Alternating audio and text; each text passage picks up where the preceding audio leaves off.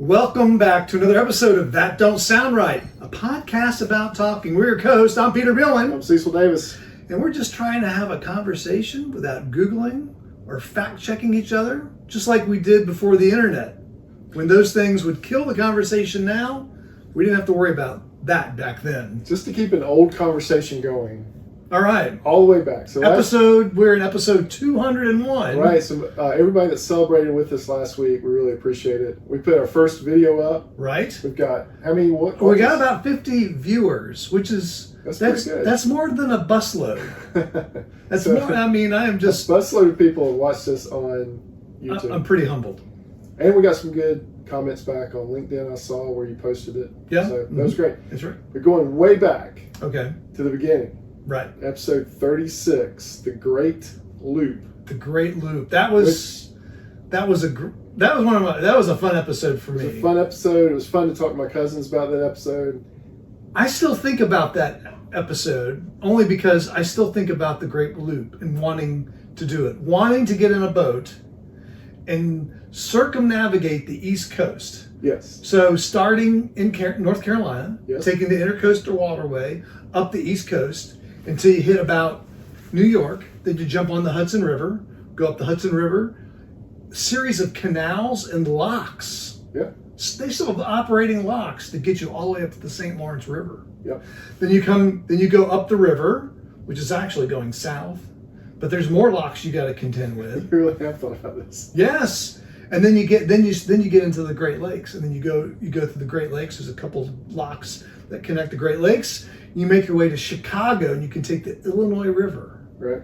And you go all the way to the Mississippi. Right. Take the Mississippi south, and then you can either go to the Gulf of Mexico, or you can take the there's another waterway that cuts through Alabama. Right. Into the Gulf of Mexico. Right. Or Gulf of America, depending on which map you're looking at. Right.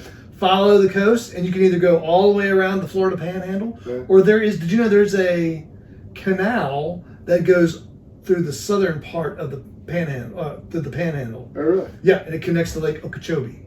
Okay. And then back out to the Atlantic, and then back up. You're back in North Carolina. That's the Great Loop. That's the Great Loop. I think about doing that. Every once in a while, I'll look at the different kind of boats that you can do it in. Right. And man, there's some beautiful boats. There are. But the reason I brought up this old episode is this week in my Instagram feed, a guy is doing it in a John boat.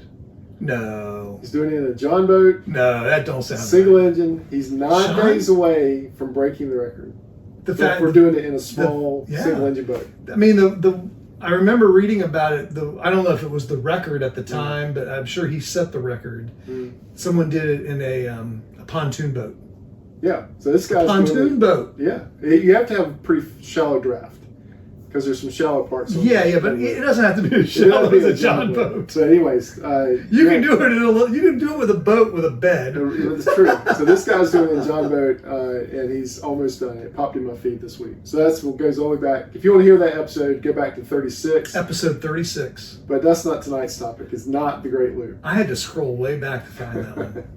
Tonight's episode is about sort of a loop. It's a loop in your automobile, all right, which I realized I just lost half our audience. Oh, there we go. This obviously is part of our automotive series. But this won't be as much about cars as you think. So I have one of my wife's friends, I don't think she's a regular listener, gave an idea to me about it. And I didn't consider it a whole lot when she first gave it to me, but the more I thought about it, it started to work, which is the way a lot of our episodes happen. Then I heard them do a very similar, or not a very similar topic, but they talked about this on an old episode of Car Talk. Click and Clack, the Tappet Brothers. The Tappet Brothers. Who we kind of aspire to be. That's right. Then I was like, so that got me thinking about it more. So I've told you a little bit about it. Right. Stop talking. Okay. So we could talk about it on the podcast. All right. So remind me, what's the gist of the concern, or what don't sound right? The AC, okay, in general, stands for air conditioning. Correct. It does not indicate air cooling in any way. All right. It talks about conditioning the air. Right. We all refer to AC as cooling the air. Right. If we say cut on the AC, We're talking about cooling the air down. Turn on the air conditioner. Turn on the air The conditioner. air conditioner's not working. It's 1,000,000 degrees in the house. Right. Turn on the air conditioning. The air conditioner's not working. I got to roll the windows down. So this friend said that she runs the air conditioning because that's not what the AC is for. Specifically, it's not for cooling. It is for conditioning the air. True. So she will run it even with the heats on to continue to condition the air. And there was also some discussion about this on the car talk. That the air conditioning is doing more to the air than just cooling the air. Yeah, what were they doing? So for me, what's it doing? when I first saw it, I said, well, that doesn't sound right. Okay. We all think the AC is air conditioning, and that the conditioning of the air is just a byproduct of cooling the air. Right. But the interesting thing about this topic now is you actually know some things about how automotive cooling systems work and can speak as an expert. Right. So the reason why she runs the air conditioner, and even when the heater is on, or when it's cold outside, and it's to do just what she said, is to pull moisture out of the air. Now, when it's really cold out, it won't necessarily do anything because there's no moisture in the air. I mean, how dry is winter air? It's often there's no moisture in it at all. Right. And so it's probably not doing anything. It's not pulling anything out. Right. But the way the HVAC system, or the heating, ventilation, and air conditioning system is set up in a car, is that the air is always going over the air conditioner coil, whether it's running or not. Really? And then the air is also going over the heater coil. That's just the way the system's set up. It's the loop. It's not the great loop, but it's a loop. And so what inside your car is a little door. It's called the blend door. Yes. Right? It's the blend door. Yeah. So when you have it on air conditioning, when you have it on cold, the blend door is actually has the door closed to the heater. Right. So but the air is still around the heater. The air is still going in that heater core. It's hot. And so when you want to warm the air up, let's say you're running the air conditioner in the summertime and it's too cold and you turn the temperature up, it's not turning the air conditioner any warmer. It's actually adding warm air. It's cracking the blend door. You're cracking the blend door and you're adding warm air to raise the temperature. The air conditioner is still doing the maximum job. It's conditioning the air. It's pulling the moisture out. Now in the wintertime, all right, let's stop right there. Stop right there. So is that the only cooling effect that the AC has, is pulling the moisture out? Pulling the moisture out drops the temperature? In order to pull the temperature. Because it's running across cold. It's running across cold coils, and that's how that's pulling the moisture out. That's how it's pulling. And it's lowering the temperature. And it lowers the temperature at the same time. And if that's too cold for you, then you add warm air to warm it up. But it's just a little, so you're not affecting the humidity enough. It's like it's like adjusting the hot and cold on your. When you turn on the front defroster in most cars, no matter how you have the air conditioner set, the air conditioner is going to turn on. That thing is going to get cold, and so any air that you're pulling in is going to get conditioned. It's going to pull the humidity out, and it's going to blast dry air onto your windshield. It's cold. It's cold, but in the wintertime, that's no good. You want it to be hot. And so the blend door is on maximum. So now you're adding warm, dry air to your windshield, and it's drying. To me, that's what don't sound right. What don't sound right is you go all the trouble cooling the air just to add warm air back onto it. Well, that's because you're conditioning it. You're taking the moisture out of it. Right. But so there's a method to the madness. Yeah. So there is some validity to that. The AC is just conditioning the air. Yeah. And as a process of that is cooling the air. Right. And when you're in your car, it's still humid enough outside and inside for that air to condense on the windshield, fog it up. And so you blast it with dry air because you've conditioned it to dry it out. Now, I understand what she's doing. I don't always do it. What's interesting to me is a lot of people are very reluctant to run the air conditioner. Right. Have you ever encountered that person? Yeah, because they grew up. It's about 88 degrees out, and we're not going to turn the AC on yet. They think a couple things. I think one, it reduces gas efficiency, is what I've heard over the years. People don't want to mess up their gas economy. So what are the other reasons people don't do it? No, that's That's the big one. Is right. just it takes engine power to run that air conditioner, right. which uses more fuel. Now in my car, I don't run the air conditioning at times because I have a 4-cylinder. Yeah. And there are times when I do not need any power being pulled across the. You can feel the power difference when that thing's running. Absolutely. Okay. Well, it's in an older engine. Yeah. And it just doesn't have enough vacuum to run everything it needs to run in the engine and run air conditioning. So if I'm getting ready to merge or need any speed, the air conditioning. Okay, so you can definitely see that absolutely. Extra 15 to 20 horsepower being pulled off your engine. 100%. All right. Yeah. That's another good reason not to do it. Yeah. You think that using the air conditioning in heat, but you don't do that in the house. You wouldn't run the air conditioning and the heat at the same time in the house because of what you just explained. Right. It's not running, they're not both running across the same set of, it's not running through the same loop. Right. Well, there's not two separate loops. Yeah. It actually, on your furnace, it shares the same coil.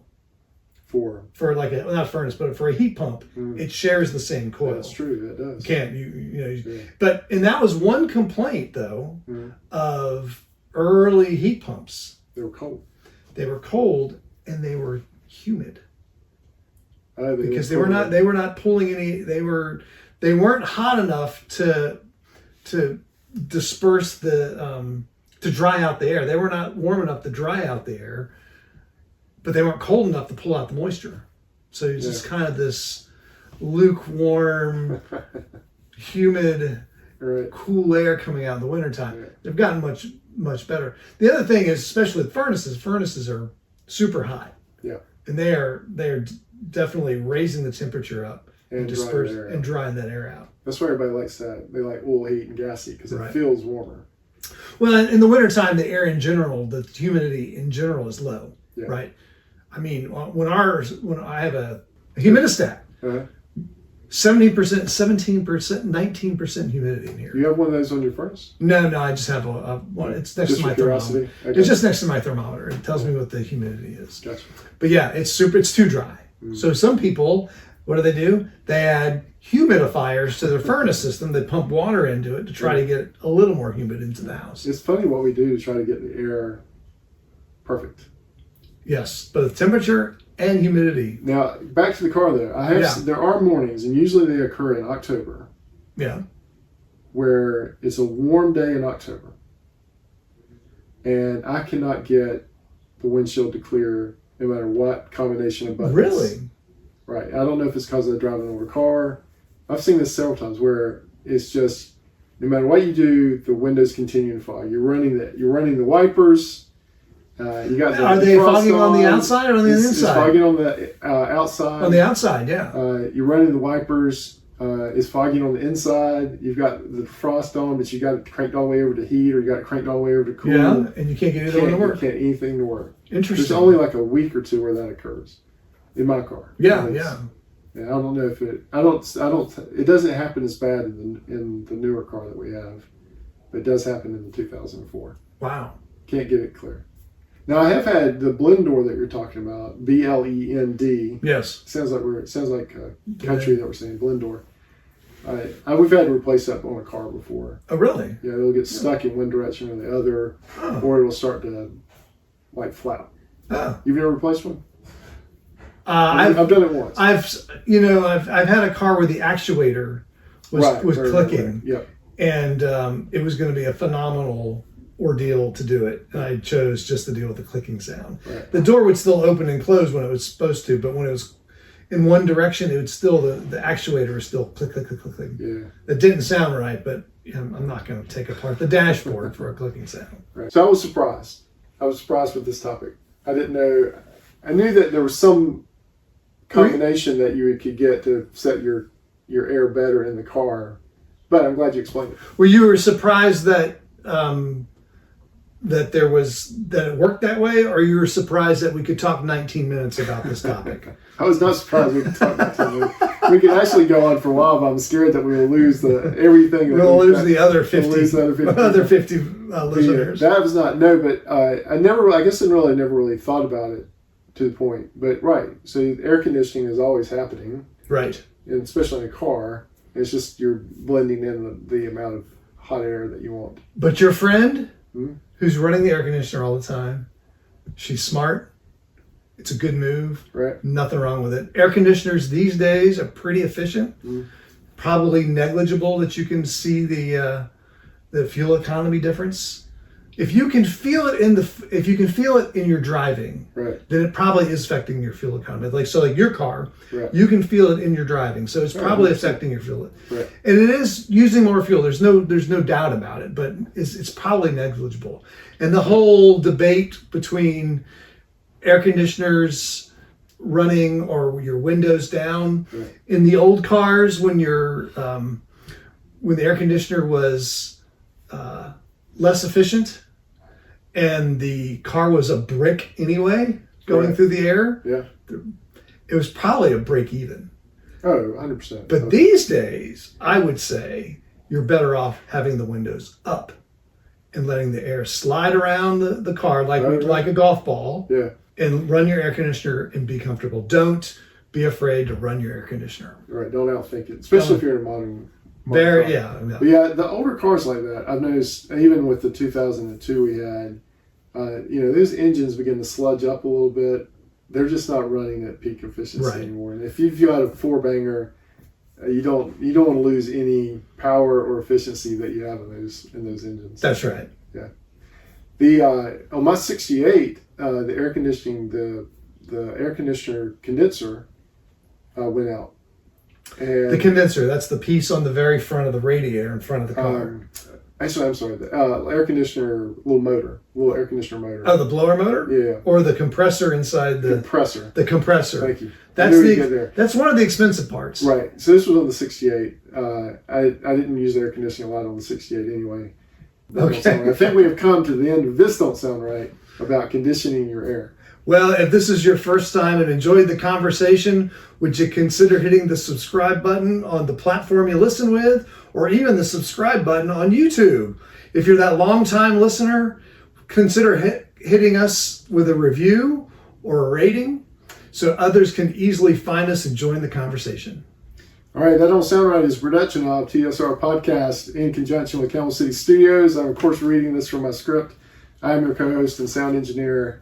Peter is your other host and does your web design and now your YouTube. Camille is your barista. Emily does your graphic design and did our studio design. Elle does our Instagram. Giorgio tests our merchandise. Brent is our international brand ambassador. And as always, listener number one is Scott. So until next week, keep talking. And stay curious.